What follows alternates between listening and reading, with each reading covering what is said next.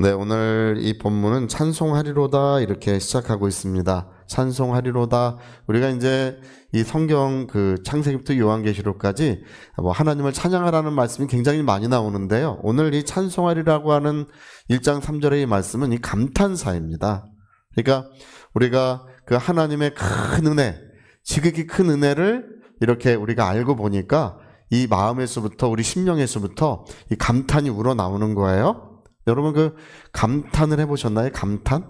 예, 감탄이라는 것은 언제 하나요? 예, 어떤 감동을 받았을 때 그런 우리 마음에 어떤 충만한 느낌을 받았을 때 이 마음에서부터 뭔가 우러나오는 거죠. 예, 그 감탄할 때 어떻게 감탄합니까? 야, 뭐 이렇게 야, 뭐 대단하다, 뭐 이렇게도 하는데 요즘에는 감탄할 때 미쳤다, 미쳤다는 말을 많이 해요. 미쳤다. 미쳤다고 여러분 이상하게 생각하시면 안 돼요. 이제 그게 그냥 감탄사예요. 그리고 요즘에 이제 그 MZ 세대들은 개 미쳤다. 개 미쳤다 그래. 예, 그거 욕하는 거 아닙니다. 그냥 감탄사예요. 감탄사. 예. 그러니까 뭔가 우리가 어떤 신기하고 어떤 놀라운 광경을 보았을 때나 뭐 그럴 때 이 감탄사가 마음에서 우러나옵니다. 저는 이제 어릴 때 한 7살 때인지 뭐 그 어간인데 그 예전에 그 뚝방에 보면 이 뚝방에 이제 이맘쯤 되면 풀이 이렇게 다 시들어가지고 이게 아주 카페트처럼 돼요.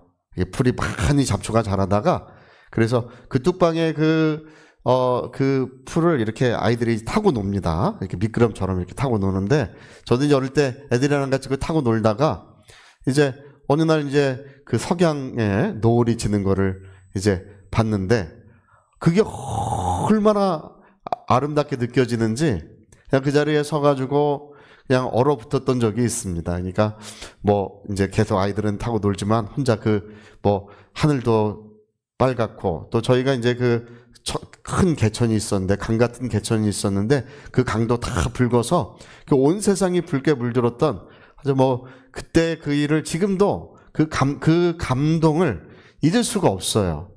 예. 그러니까 뭐 그 이후에 노을 지는 것도 많이 보고 뭐 그런 광경을 많이 봐도 그 어릴 때 그 감동이 좀 특별한 것 같아요. 예. 그러니까 우리가 어떤 그런 것들에 대한 어떤 감탄을 하는데 오늘 사도 바울은 하나님의 은혜, 그 로마 감옥에서 하나님의 그 영광스러운 계시를 받았을 때 지극히 크신 하나님의 은혜를 깨닫게 되었습니다. 그래서 찬송하리로다. 할렐루야. 예, 하나님의 그 은혜에 너무 감격하고 감동한 나머지 그 찬송이라는 것은 그래서 우리의 어떤 하나님의 은혜의 감동에서부터 우러나오는 것입니다. 할렐루야. 오늘 우리가 읽은 말씀도 그렇게 돼 있죠. 우리 6절 한번 다시 읽어볼까요? 6절 이는 그가 사랑하시는 자 안에서 우리에게 거저 주시는 바 그의 은혜의 영광을 찬송하게 하려는 것이라. 그 은혜의 영광을 우리가 그 은혜를 받았는데 그 감격이 넘치고 그 감동이 충만해서 그 은혜의 영광을 찬송하게 된다는 것입니다. 12절도 그렇게 돼 있어요. 에베소 1장 12절도 우리로 하여금 그 영광의 찬송이 되게 하셨다 이렇게 돼 있습니다. 저와 여러분을 뭐라고 불렀냐 하면 영광의 찬송이라고 불렀어요. 할렐루야. 커피 자판기에서는 커피가 나오고 음료수 자판기에서는 음료수가 나오죠.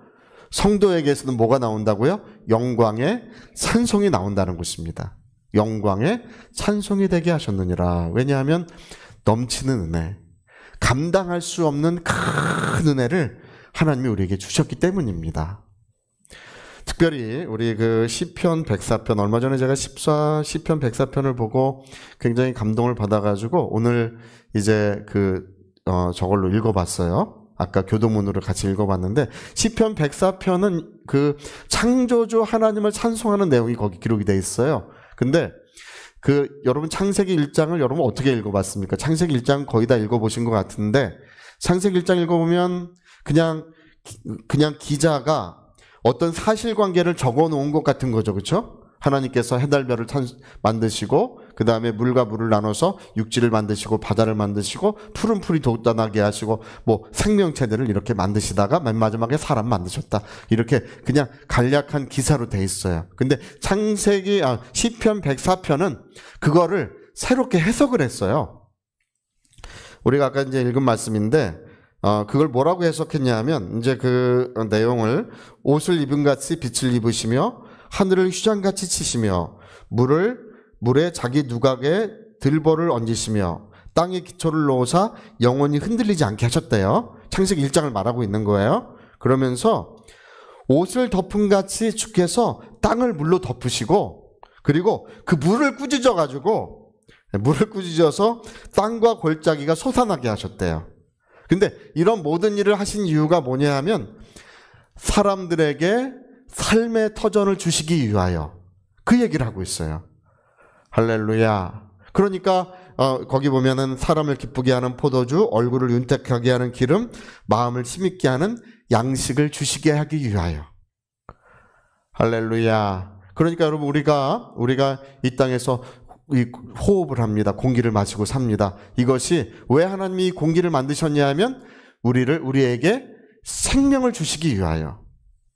우리가 이 땅에서 모든 풍요로움을 누리고 집을 짓고 이 세상에서 삶을 살아가고 있는데 그 창세기 1장에 하나님이 그 모든 창조는 저와 여러분을 위하여 우리의 삶의 터전을 주시기 위하여 그 모든 것들을 창조하셨다는 것입니다. 그것이 창세기 104장 4장의 새로운 창조에 대한 해석이에요. 그러니까 여러분 우리는 이 세상을 바라보면서 뭐를 느끼는 것입니까? 하나님의 사랑을 느끼는 거예요. 할렐루야. 근데 어떤 분은 또 꼭 그런 분이 있어. 목사님, 근데 세상에 죄가 이렇게 많고 뭐 굶주림도 많고 질병도 많습니까? 그거는 하나님이 본래 그렇게 만드신 건 아니었어요. 하나님은 이 세상을 아름답게 만드셨고 우리 모든 삶을 윤택하게 하셨는데 그것은 인간의 죄가 이 세상을 이렇게 무너뜨렸고 인간의 죄가 우리의 삶을 파괴하고 우리의 영혼을 파멸로 몰아넣은 것입니다. 근데 하나님은 이 세상을 참으로 아름답게 만드시고 복되게 만드시고 그리고 그 모든 것들로 하여금 우리를 윤택하게 축복하셨던 것입니다. 할렐루야. 그러니까 여러분 이 세상의 창조에 관한 새로운 해석인데 그 시편 기자는 그래서 뭐를 말하고 있는 거냐면 우리가 하나님이 창조하신 세상에 태어나서 우리가 이 세상을 살아가면서 이제 누구를 깨닫게 되냐면 창조자를 만나게 됩니다. 그리고 우리가 이 세상을 살아가는 것은 이 창조된 세상에서 그분을 신뢰하며 감사하며 살아가는 것. 할렐루야. 우리가 이 세상에서 그 창조자에 대한 경의를 표하고 또 영광을 돌리며 살아가는 것. 그걸 얘기하고 있어요. 그래서 시편 104편 33절에 뭐라고 말하고 있냐면 자, 우리 같이 한번 읽어볼까요? 내가 평생토록 여호와께 노래하며 내가 살아있는 동안 내 하나님을 평생토록 여호와께 노래하며 내가 살아있는 동안 내 하나님을 찬양하리로다. 이게 이제 이 세상의 모든 것들을 하나님이 그렇게 이렇게 다 꾸며 놓으시고 만들어 놓으셨는데 알고 보니까 내가 그 물을 마시게 하시고 내가 그 공기를 마시게 하시고 여러분 오늘 아침 드시고 오신 분 계시죠? 김치 드시고 오셨죠? 그 배추 누가 만드셨습니까? 고춧가루 누가 만드셨습니까? 파마늘 누가 만드셨어요? 예, 우리가 그 한 가지를 먹어도 하나님께서 이 모든 것들을 우리를 위해 이렇게 만드셨다는 것을 그걸 알게 되는 것입니다. 할렐루야. 그래서 우리 평생에 하나님을 노래하며 우리가 생명이 다하는 그날까지 내 하나님을 찬양하리로다. 이것이 우리의 고백이 아닐 수 없습니다. 특별히 우리 성경은 하나님의 아들이 이 땅에 오셔서 우리에게 놀라운 사랑, 놀라운 은혜를 베풀어 주셨음을 그걸 기록하고 있습니다. 여러분, 우리의 죄 때문에 세상이 무너지고 우리의 죄 때문에 우리의 삶이 다 무너져 있어요. 모든 관계가 무너지고 세상에는 이제 우리 성경은 세상을 지옥이라고 부르고 있어요. 스올이라고 불렀는데 스올, 우리 성경에는 음부라고 번역했어요. 음부. 이것이 바로 이제 지옥이라는 그런 걸로도 해석이 돼요. 그러니까 이 세상은 천국이 아니에요. 고난이 있고 어려움이 있고 눈물이 가득한 곳입니다. 삶의 애환이 가득한 곳이에요. 사람들의 어떤 한이 서려 있는 곳이 바로 우리가 사는 이 세상입니다. 근데 하나님의 아들이 이 땅에 오셔서 십자가에 높이 매달리신 것은 우리의 모든 죄를 영원히 깨끗하게 하시고, 할렐루야, 그리고 우리의 영혼을, 우리의 삶을 그분이 회복시켜 주시는 것입니다. 회복의 은혜. 자, 회복의 은혜 한번 해볼까요? 회복의, 그렇죠, 우리의 영혼을 소생시켜 주시고 우리를 다시금 의의 길로 인도해 주시는, 그 소생하다고 하는 시편 23편의 그 말은 새롭게 하다, 재건하다, 재생하다, 뭐 그런 뜻이에요. 제가 이제 늘 그 얘기하지만 우리 여기 동네에 쇼파 리폼하는 집이 있어요. 쇼파 리폼. 옛날에 어느 집에 가니까 쇼파가 너무 촌스러워요. 어떻게 이렇게 촌스러운 쇼파가 있지 그랬더니, 목사님, 이 쇼파를 리폼한 겁니다 그러더라고요. 리폼했는데 너무 촌스럽게 리폼을 한 거예요. 예, 그래서 이제 그때는 기술이 부족해서 그러는데, 요즘에는요 리폼 기술이 얼마나 좋은지 옛날 것보다 더 좋아져요. 옛날 처음에 만들었던 것보다 리폼 기술이 좋아져가지고 완전히 그 모든 것을 다 새롭게 해가지고 더 새 것처럼 더 좋게 만들어 줍니다. 할렐루야. 예, 그런 것들이 있어요. 그것처럼 우리의 영혼을 소생시켜 주신다고 하는 것은 우리가 죄를 짓기 이전의 최초의 상태, 예, 아무 죄가 없었을 때의 상태보다 더 좋게 만들어 주신다는 뜻이에요. 그게. 할렐루야. 그래서 예수님이 십자가에 높이 매달리신 이유가 뭐냐? 그분이 영원한 생명을 주신 이유가 뭐냐? 우리를 새롭게 만들어 주시기 위하여, 우리의 삶을, 할렐루야, 복되고 아름답게 만들어 주시기 위하여 큰 사랑을 베풀어 주셨다고 성경은 기록하고 있습니다. 그래서 여러분, 우리가 평생 해야 될 일은 뭐냐면 하나님의 은혜를 찬미하는 것입니다. 하나님의 은혜에 감사하는 것입니다. 그럼 그 옥합을 깨트린 여자의 이야기 여러분 기억하시나요? 한 바리새인이 예수님을 자기 집에 초청했지 않습니까? 초청했는데 발 씻을 물도 주지 않았습니다. 근데 어떤 죄인인 한 여자는 아마 동네에 유명한 죄인인 것 같아요. 유명한 죄인도 유명한 죄인이 있나 봐요. 모든 사람이 다 알고 있는. 그래서 죄인 여자가 불을 떠갖고 와서 그 예수님의 발을 씻어주는데 그 귀한 향유 옥합을 가져와서, 그 향유 옥합이라고 하는 것은 그 여인이 가진 자기의 전 재산이고 그거는 생명만큼 소중한 거예요. 그것은. 근데 그거를 팍 깨트려서 주님의 발에 붓고, 그리고 눈물로 그 발을 적시며, 그리고 그 머리카락으로 주님의 발을 씻어주었다고 이렇게 기록되어 있죠. 예. 사람들은 막 수근하는 소리가 들려옵니다. 야, 저 사람이 선지자였다면, 예? 자기를 만지는 여자가 죄인인 줄 알지 못하냐. 그러니까 발을 만지면 만지지 마라. 예? 어디 죄인이 감히 함부로 발을 만지냐고 그렇게 해야 되는데, 죄인인 줄 알지 못하고 자기 발을 만지게 하는가. 수근하는 소리가 들려옵니다. 그때 예수님이 베드로에게 물어보셔요. 베드로야, 내 주님, 50대 내려온 빚진 자가 있고 500대 내려온 빚자가 있는데 둘 다 갚을 것이 없어 탕감하여 주었다. 그 중에 누가 저를 더 사랑하겠느냐. 베드로가 고민도 없이 말해요. 누가 더 사랑합니까? 500대 내려온 빚진 자니이다. 내가 이 바리새인의 집에 왔지만 저는 나에게 발 씻을 물도 주지 않았다. 그러나 이 여자는 눈물로 내 발을 적시고 향유옥합을 깨뜨렸고 머리카락으로 내 발을 씻었는데 이는 그의 많은 죄가 사함을 받은 까닭이라, 이렇게 말씀하십니다. 할렐루야. 그러니까 그게 뭐 때문이라고요? 은혜 받았기 때문에. 이걸 어찌할 수가 없다는 거예요. 주님께 받은 은혜를 어찌할 수가 없어서 그는 그렇게 그분의 은혜를 표현하고 있다는 것입니다. 할렐루야. 여러분, 우리 주님께 받은 은혜가 우리의 찬송이 되어야 될 줄로 믿습니다. 예전에 그 어찌하여야라는 찬송이 있어요. 어찌하여야 그 크신 은혜 갚으리. 무슨 말로써 그 사랑 참 감사하리요. 하늘의 천군 천사라도 나의 마음을 모른다는 것입니다.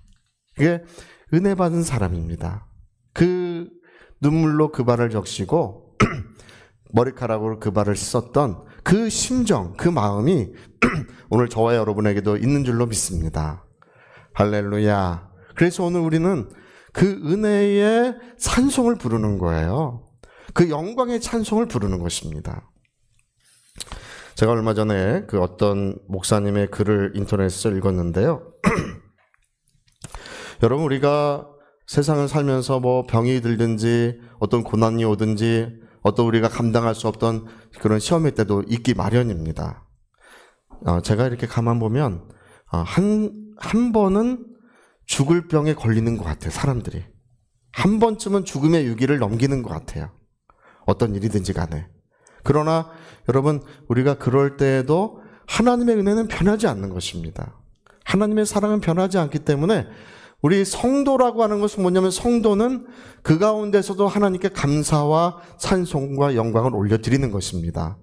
할렐루야. 어떤 분은 그럴 때마다 뭐 낙심하고, 그럴 때마다 뭐 하나님이 왜 그런지 모르겠다고 뭐 이렇게 말하는 분들도 있어요. 그러나 우리는 그렇지 않습니다. 우리는 그 모든 것들 가운데 하나님께 감사와 찬송과 영광을 올려드리는 줄로 믿습니다. 제가 얼마 전에 그 어떤 목사님의 글을 좀 읽었는데요. 그 목사님은 이제 암에 걸리셔서 이제 굉장히 이제 암이 중합니다. 근데 이제 그 검사를 마치고 나오는 길에 은혜라고 하는 찬송이 있지 않습니까? 내가 누리던 모든 것들이, 내가 지나왔던 모든 시간이, 내가 걸어왔던 모든 순간이 당연한 것이 아니라 은혜였다고 하는, 모든 것이 은혜, 은혜, 은혜. 할렐루야.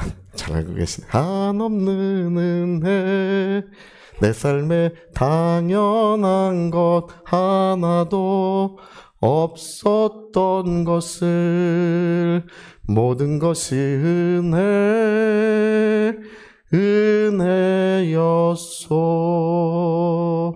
그 목사님이 그 검사를 받고 나오는데 몸은 너무 아프고 이제 힘이 든데 그 찬송을 이제 인터넷에서 그 찬송을 들으신 거예요.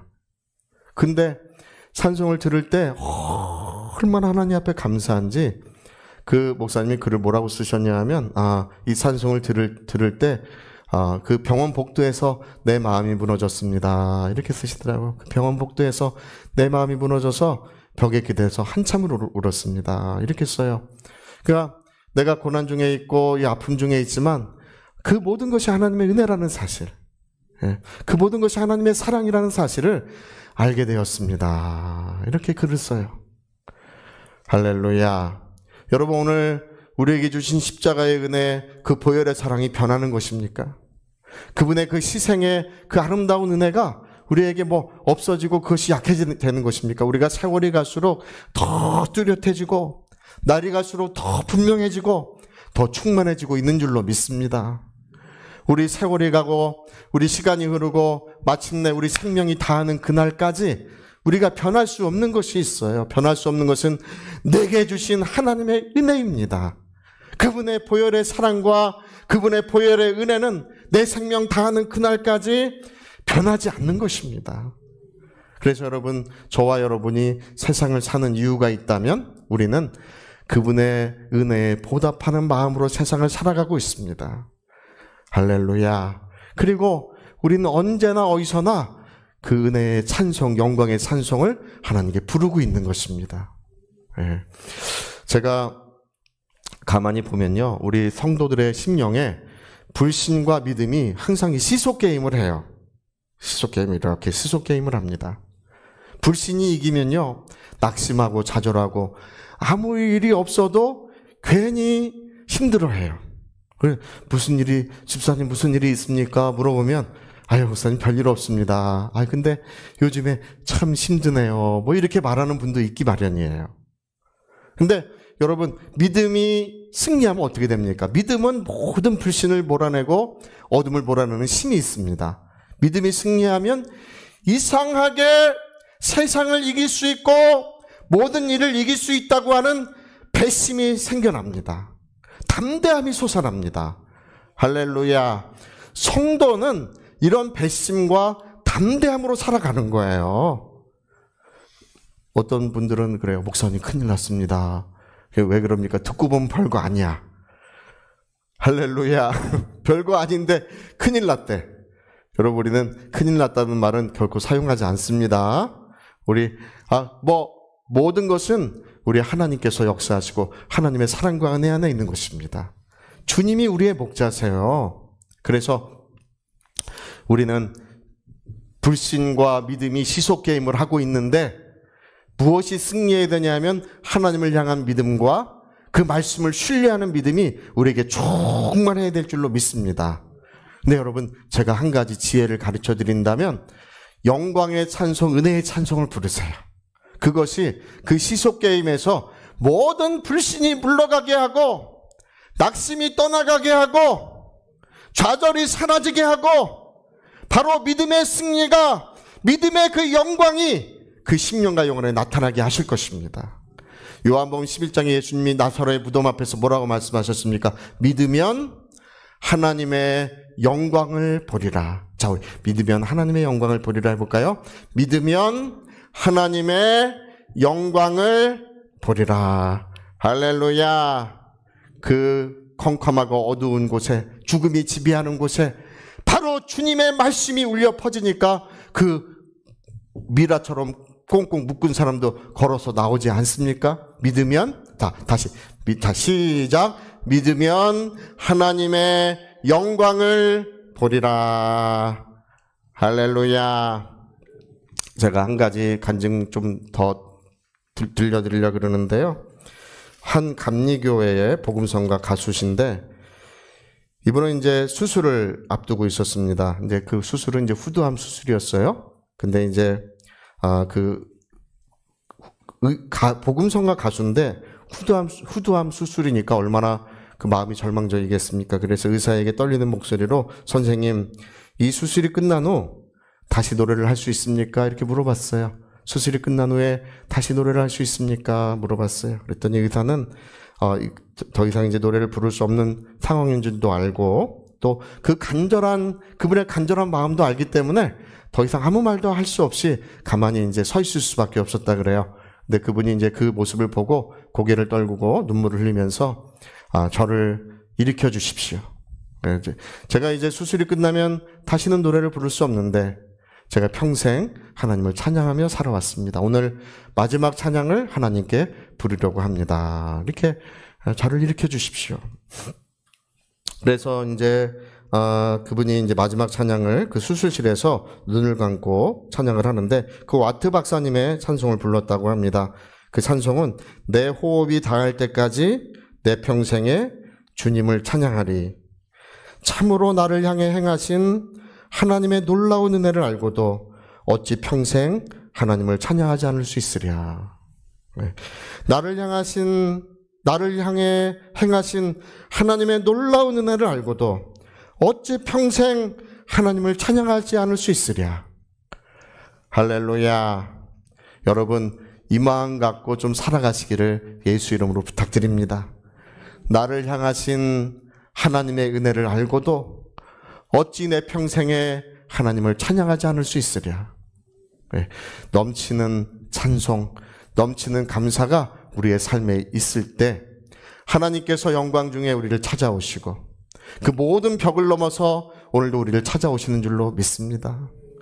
물길을 걸어서 사랑하는 제자들을 찾아오셨던 그 주님께서는 오늘도 여전히 물길을 걸어서 저와 여러분을 찾아오시고 하시는 말씀은 나다, 안심하라, 이렇게 말씀하시는 것입니다.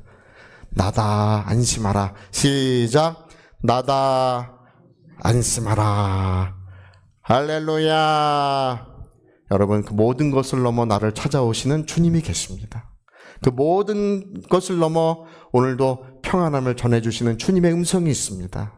오늘 영광의 찬송을 부르시고 그 영광의 찬송이 일평생 끊기지 않는 성도의 가정이 되시기를 예수 이름으로 축복합니다. 자, 우리 같이 한번 기도하시겠습니다. 우리 한번 기도하실 때 오늘 많은 분들이 실패하고 패배한 자리에 놓여져 있습니다. 그 이유는 뭐냐면 그 은혜를 잃어버리고 있기 때문에 그렇습니다. 은혜를 망각하고 있기 때문에 그렇습니다. 우리가 영광의 찬송을 부를 때 다시금 우리 심령에 뜨거운 은혜의 감동이 일어나고 다시금 우리 하나님의 삶의 그 충만함이 우리에게 주어지는 것입니다. 우리 한번 기도할 때 하나님, 내가 하나님의 영광의 찬송이 되게 하소서. 나를 하나님의 영광의 찬송이 되게 하셨으니 내가 하나님의 영광의 찬송이 되게 하여 주시옵소서. 우리 위하여 기도하시겠습니다.